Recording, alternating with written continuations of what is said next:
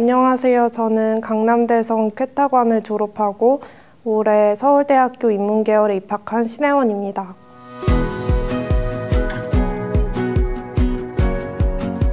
현역때는 꿈꿔보지도 못할 정도로 높은 학교였는데 이번에는 원하는 성적을 받게 돼서 입학하게 되었고 그런 만큼 저에게 의미 있는 것 같습니다.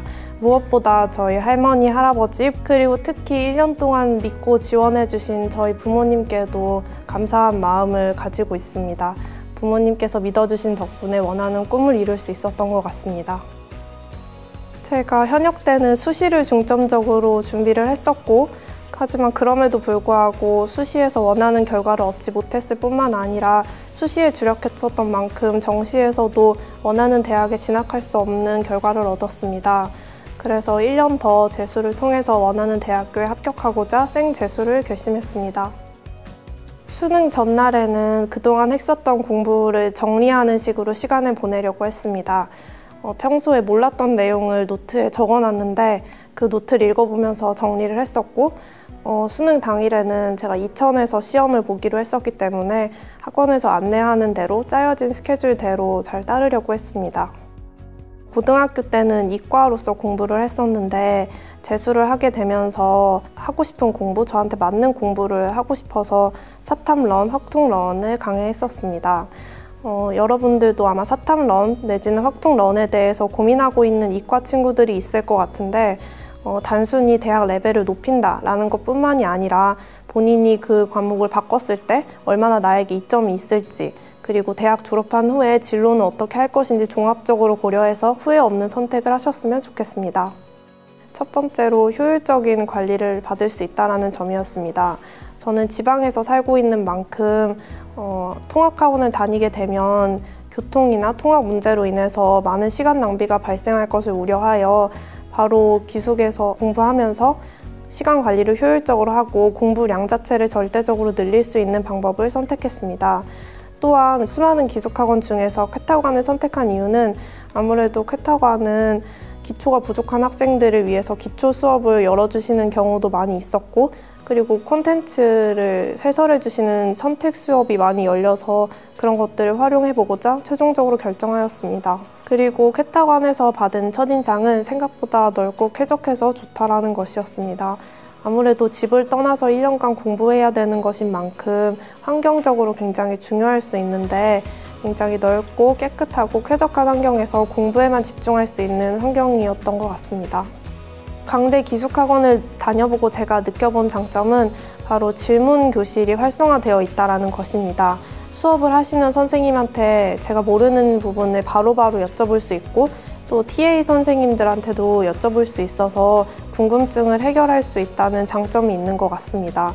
무엇보다 기숙학원은 선생님들이 항상 상주에 계시지 않기 때문에 질문이 생기면 바로바로 해결하기 어려울 때가 있는데 그럴 때마다 질문 교실을 적극적으로 활용하면서 몰랐던 부분을 메꿔나가려고 했습니다. 또한 강대 급식이 굉장히 맛있어서 공부할 때마다 힘들 때 좀 리프레시하는 차원이 되었던 것 같아서 그것도 장점이라고 생각합니다.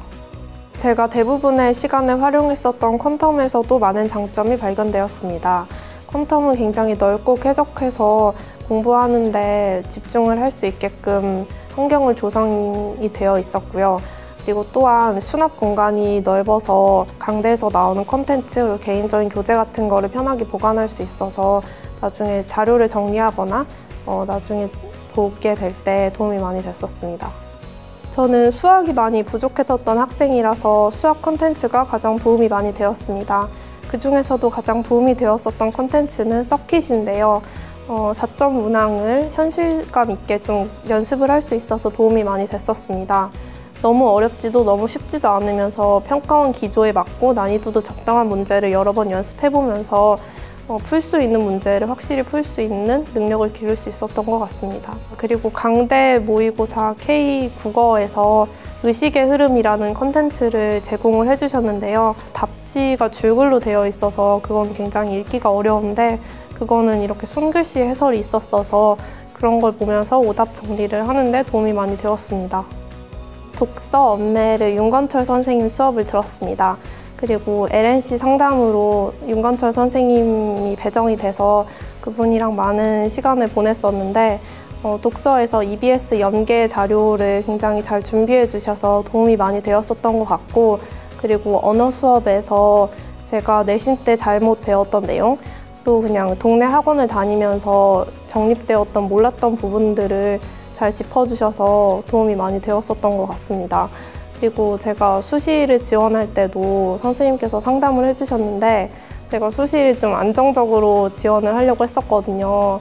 근데 선생님께서 너 그렇게 지원하면은 나중에 납치돼도 나 책임 못 진다 라고 하면서 좀 많이 말려주셨는데, 그 덕분에 수시 납치당하지 않고 정시에서 서울대를 왔었던 것 같아서 감사한 마음을 느끼고 있습니다. 그리고 제가 미적분에서 확통으로 바꿨던 만큼 수학 과목에서 좀 고민이 많았었는데, 이 점은 은종찬 선생님의 수업을 들으면서 많이 해결이 되었던 것 같습니다. 그리고 9월 모의고사를 보고 제가 좀 낙담해 있을 때 점수를 물어보시고는 그럼 너 서울대 가겠다 라고 무심하게 이야기를 해주신 적이 있는데, 그 한마디 덕분에 끝까지 최선을 다할 수 있었던 것 같습니다.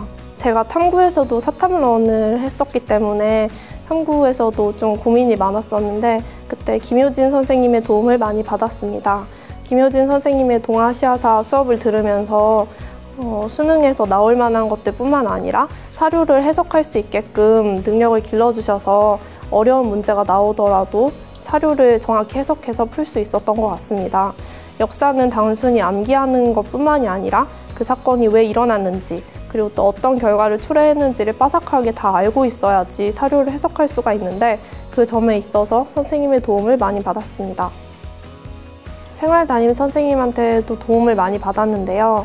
제가 힘들어할 때 응원과 격려를 많이 해주셨고, 또 약간 갈피를 잘 못 잡고 있을 때 좀 정신 좀 차려라 이런 말씀도 많이 해주셔서 페이스를 잃지 않고 열심히 할 수 있었던 것 같습니다. 또한 기숙사 사감 선생님께서 맨날 힘든 일과를 끝나고 돌아올 때마다 따뜻하게 맞아주셔서 그것 또한 힘이 됐었던 것 같습니다. 아무래도 아침형 인간이 된 것 같아서 지금 대학교 다니면서 9시 반 수업을 듣고 있는데 그거 어려움 없이 참여할 수 있게 된 것 같습니다. 그리고 무엇보다 1년 동안 열심히 노력하면서 실제로 목표했었던 대학에 오게 되어서 젊은 날에 그런 성취를 한번 이뤄본 것이 제 인생에 있어서는 굉장히 유의미한 기억인 것 같습니다. 그리고 저는 성적에 있어서도 많은 변화를 겪었는데요. 제가 확통과 사탐으로 과목을 변경하였지만 그럼에도 불구하고 현역 때보다 훨씬 더 높은 점수를 받았습니다. 현역 때는 수학이나 탐구 같은 거에서 4등급도 있었고 5등급도 있었을 정도로 만족스럽지 못한 점수였지만, 올해는 탐구는 다 1등급을 받았을 정도로 성적 향상이 이루어져서 저에게는 의미 있는 것 같습니다. 저에게 맞는 과목을 선택했었던 게 가장 큰 이유였던 것 같습니다. 저는 고등학생 때 이과였는데 그럼에도 불구하고 수학이나 과학보다는 국어나 영어, 역사 이런 것들을 더 잘하는 약간 문과적인 이과 학생이었는데요. 제가 원하는 공부, 그리고 저에게 더 맞는 과목을 공부를 하고 싶기도 했었고, 수능에서도 점수를 더 잘 받고 싶은 마음이 있어서 수학은 미적에서 확통으로 바꿨고 과탐도 사탐으로 모두 바꾸는 결정을 했습니다. 처음에는 쉬운 결정은 아니었지만 그래도 지금 돌이켜 생각해보니 저의 적성에 맞는, 제가 잘할 수 있는, 그리고 제가 수험에서 가장 유리한 위치에 있을 수 있는 과목을 선택함으로써 원하는 대학에 합격할 수 있었던 것 같습니다. 제가 9월 모의고사 때 국수탐에서 6개를 틀렸었는데 그중에서 대부분의 문제가 몰라서 틀렸던 문제보다는 제가 실수를 해서 틀린 문제가 많았습니다. 그래서 9월 모의고사에서 수능까지 그 남은 기간 동안 최대한 실수로 틀리는 문제를 없도록 하려고 노력했습니다. 실수를 줄이기 위해서는 절대적인 집중력이 필요하다는 판단을 했습니다. 그래서 집중력을 끌어올리기 위해서 시간을 정해놓고 딴 생각 하나도 안 들게 완전히 몰입하고 집중하는 연습을 해서 수능 때는 실수로 틀린 문제가 하나도 없었습니다. 제가 수학 과목이 너무 부족했었고 또한 과목을 변경을 했었기 때문에 초반에 어려움이 많았습니다. 이러한 어려움을 극복하기 위해서 저는 틀린 문제를 다시 한번 풀어보거나 아니면 틀렸던 문제에 대해서 제가 해설을 정리해 놓은 것을 다시 한번 읽어보는 식으로 약점을 보완하기 위해서 애썼습니다.